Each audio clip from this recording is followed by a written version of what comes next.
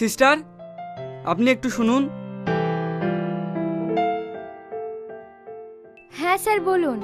আমি কদিন ধরে লক্ষ্য করছি আপনি ওই পেশেন্টের সেবা যত্ন নিয়ে পড়ে আছেন। ব্যাপারটা কি? স্যার, উনি হচ্ছেন আমার শ্বশুর মশাই। মানে? হ্যাঁ, ওনার অমতে আমরা বিয়ে করেছি বলে উনি আমাদের মেনে নেননি। মেনে না নিলে কি হবে, উনি তো আমার গুরুজন। তাই বাড়িতে গিয়ে তো সেবা করতে পারবো না, এখানে যতটুকু পারছি ততটুকু সেবা করছি। আচ্ছা ঠিক আছে, তুমি এখন যাও। এই ওষুধগুলো দেয়া থাকলো, সব নিয়মিত খাবেন, আর বেশি টেনশন করবেন না। কিন্তু ডাক্তার বাবু, আপনি যে বললেন আমি 3 মাস নাহলে সুস্থ হতে পারবো না, আমি তো 7 দিনে পুরো ফিট হয়ে গেলাম। আপনি শুধুমাত্র ওষুধে সুস্থ হননি, আপনাকে সুস্থ করেছে একটি মেয়ে। হ্যাঁ, আপনাদের নার্সটি কিন্তু ভীষণ ভালো। ও আমাকে অনেক যত্ন করেছে।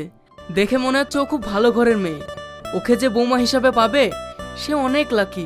তাহলে তো আপনি ভীষণ লাকি। মানে?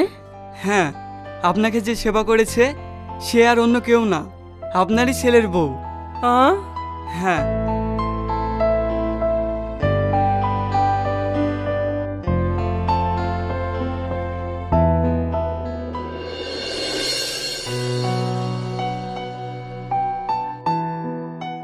কে? আমি বৌমা। আব্বা আপনি?